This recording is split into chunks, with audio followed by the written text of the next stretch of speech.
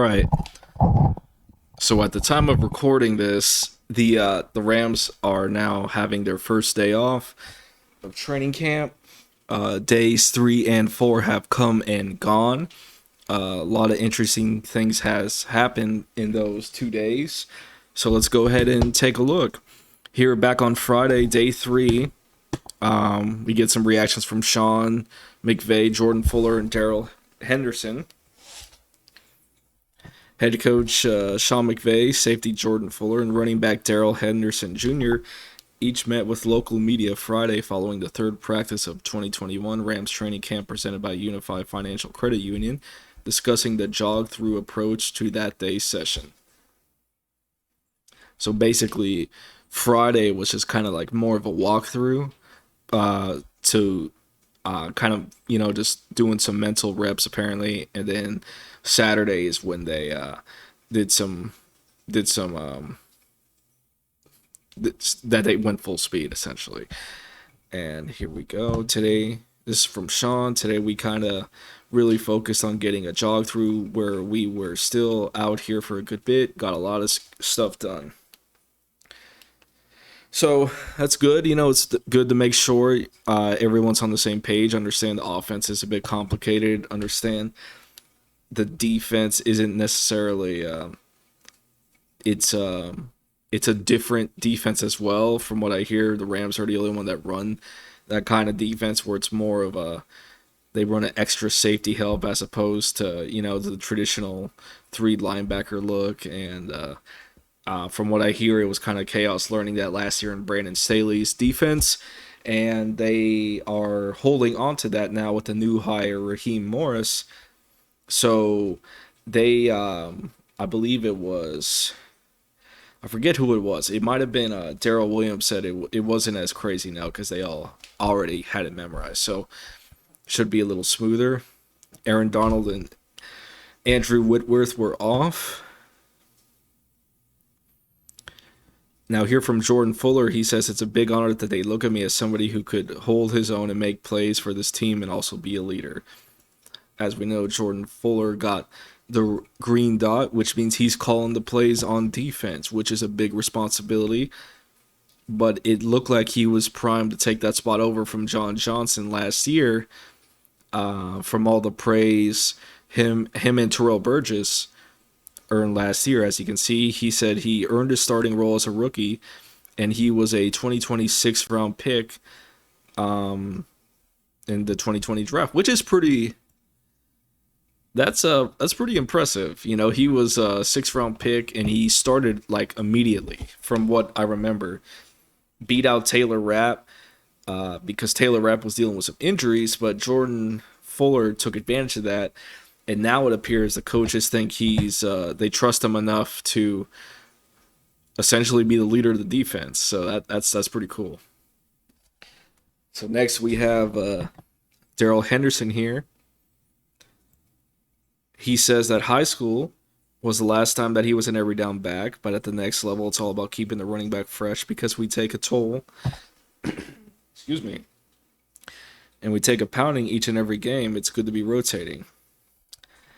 And I would agree with that, especially with him because Daryl just seems unfortunate. He's a little injury prone, so I think the best approach for us to take is a running back by committee approach, just to keep him healthy in the wake of Cam Akers' Achilles injury, as it says here. He says he doesn't mind rotating with the younger guys on the roster just to stay healthy. I would just go out and play, he says. When asked about the time he spent as the lead back last year, he says, and I quote, "Do me play the game play the game the way I play it and trust the other guys on the field with me." And that is essentially all you can do. So that was it for Friday. Friday was just more of a walkthrough, nothing too crazy. They just wanted to get some mental reps in, very important. It's and yeah, that's important, and it seems like it went well. Let's go ahead and go on to Saturday, of which I was actually out of town visiting some family, and I was able to actually watch some of the day 4 highlights here on the training camp. And I got to tell you, they look good, man, because I watched some of the other teams too and compared to some of the handful of other NFL teams that the NFL Network was kind of covering and, just like showing and talking about them running drills and stuff like that. The Rams seem to be one of the only teams where everyone, all the players, were moving with a sense of urgency. I'm going to say that again. They were moving with a sense of urgency. There wasn't a lot of clips, but what little clips I saw, a lot of it was with the quarterbacks.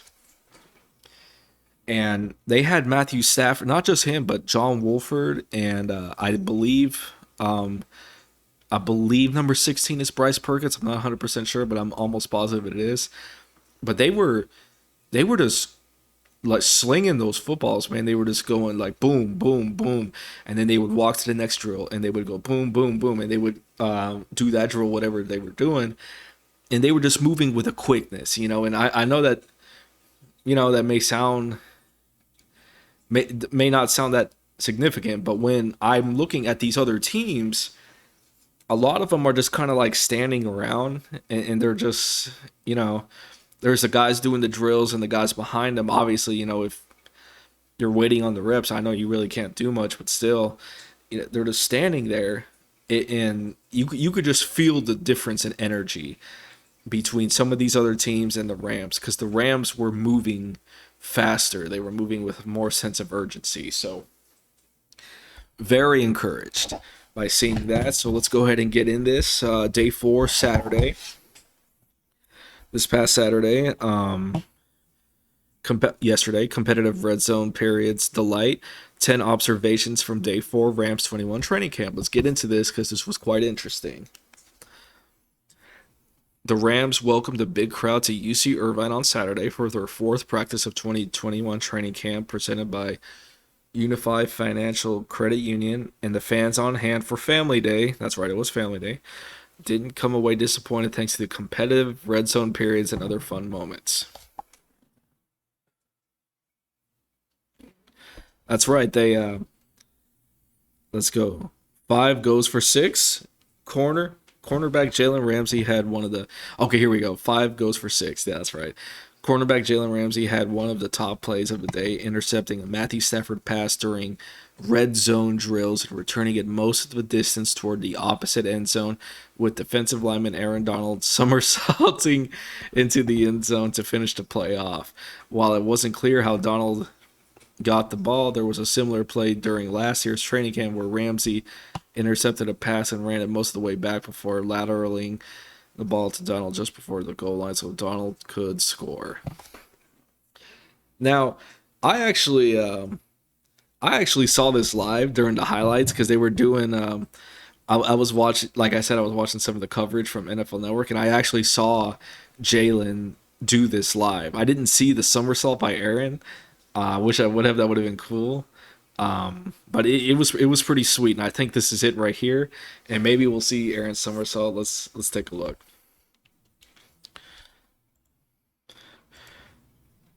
Okay, whoa. Okay, let's start over. Okay, here we go. All right, so red zone drills. Let's go. Look at that. You see that? Okay, hold on. Snagged it right there. Look at him go. All the way. See, oh my God. So Jalen, pretty much, I believe 10. I'm not sure who number 10 is. I don't think it's Cooper Kupp anymore. He changed numbers. Or I think it is Cooper Kupp. Yeah, okay, it is Cooper Kupp. So he's on him pretty much, and Jalen just snags it right in front of him. Look at him. Good stuff, man. Good stuff, Jalen. I want to see that. I want to see that more this season. So Jalen Ramsey to the house. So he looked good there. Number 2. Then 9 finds 10. Okay, Stafford's response to the interception was equally impressive. The next play, he escaped the pocket and found wide receiver Cooper Kupp in the back of the corner of the end zone for a touchdown. So, okay.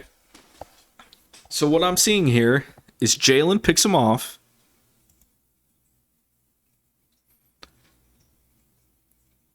Jalen is on Cooper Kupp. Number 10, Cooper Kupp. If I'm not mistaken, I'm like 99.99% sure that's Cooper Kupp. He picks it off from Stafford's pass, returns it for a touchdown. Then, according to this, Matthew Stafford goes, oh, okay. And he goes right back to Cooper Kupp and scores for a touchdown. So, and this got shot of the day too. I have not seen this yet. So let's take a look at this. Okay, hold on. Wait, Matthew. Wait. Okay, hold on. Okay, let's take a look at this. Here, look at him go. Okay. Nice. On the move. Let's see that again. Okay, so he's on the move. He's getting pursued. He throws it. And wow, he's got some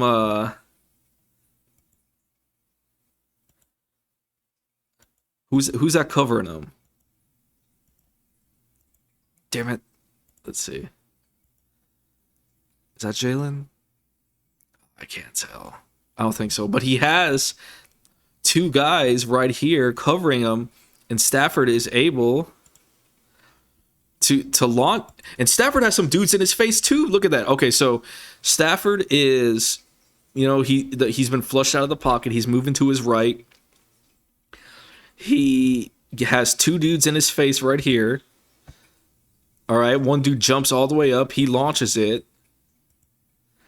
There's two defenders right here, so he has to not only get the ball from around the two defenders in his face, he has to get it to where he doesn't get picked by these two defenders, which I'm liking it because our defenders are on these dudes like glue. That is a good sign for our defense that they're going to play well. But Stafford is still able to get around these two dudes to Cooper for the touchdown.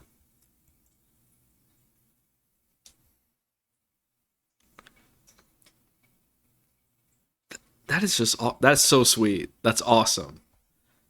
That is some good stuff. Let's see it one more time in full speed. Oh, look at that.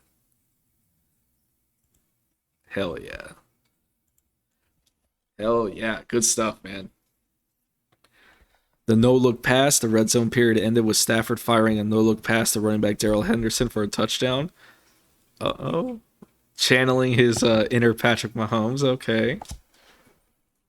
Number 4, Ramsey versus Deshaun Jackson. Due to the light of the crowd, the final rep of one-on-one drills featured Ramsey lining up against Deshaun Jackson. Stafford launched a deep ball down the right sideline, but Ramsey was there to break up the pass. The efforts of both the receiver and cornerback, and probably Stafford for the deep shot, garnered cheers from the crowd. That's cool. I really like how, and I don't think they've done this a lot in years past, but they're having ones versus ones in practice. Yeah, I just think that's the way to do it, man. I don't understand. Well, I do understand, but a lot of times teams like to have their starters practice against the second stringers,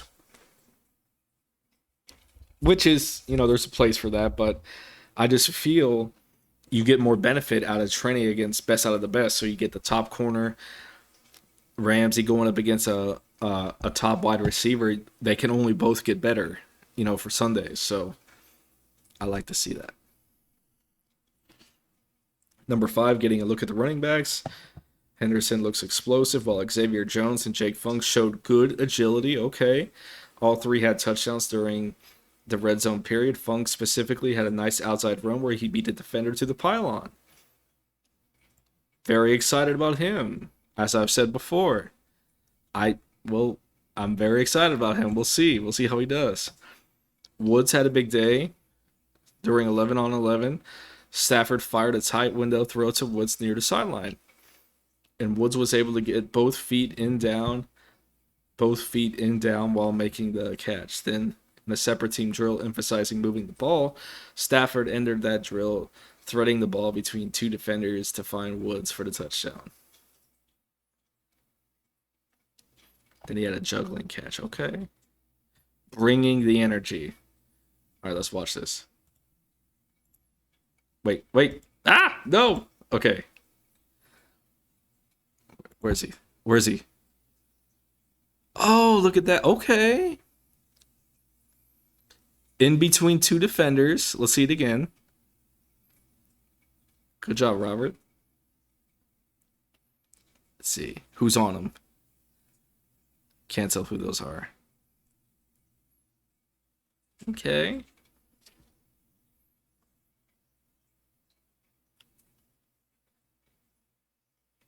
Nice. He dropped that in between because Woods was surrounded on either side of him. He had two defenders on below and above him, and Stafford just placed that perfectly. Look at that. Right, hold on.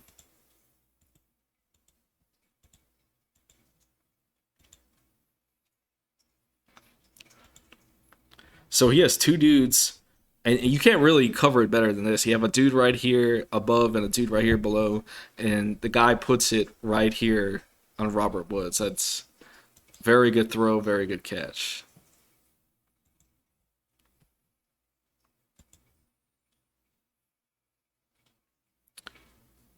Okay, so Ben, and I'm gonna butcher the name. I'm sorry, man. Skronrick has strong hands apparently. He had another good session catching a deep ball from backup quarterback John Wolford. I absolutely love this guy. I think we'll need him before the end. Over the middle, later on in the red zone, he made a catch and tied coverage near the pylon, but defender Kareem Orr was there to prevent him from reaching over the goal line. Denied by David Long Jr. Had a nice pass breakup. Okay. Nice. Kaiser's instincts. Okay. See Jordy during it with the ball team drills. Okay. So Kaiser, I was high on him when we drafted him. He's known for his tackling, and I want to see him have success because I know he had a big injury his first year, but he just needs to play a little better. I remember him getting stiff armed and getting embarrassed by I think it was one of the 49er wide receivers. Was it Samuel? Last year or the year before, I can't remember, but it was woo, that was rough to watch, man. But if he's doing well, I'm glad, man, because we need some good production from our linebackers. And it was family day, so players were greeted by their families. So, pretty good couple of days. Stafford looked good. Defense is looking good. They're drilling. They're training together. Ones versus ones. Daryl's looking good. Everything's just running smoothly right now. Like I said, when I was watching the clips on the training camp coverage, they were moving. Like they were moving with a sense of urgency between drills, which is very encouraging to see. They're not just standing around there saying, "Oh man, this stinks. It's hot out. I don't want to be here. I'm sweating. All this stuff." No, they looked like they were having fun. The crowd was energetic. It was a good environment.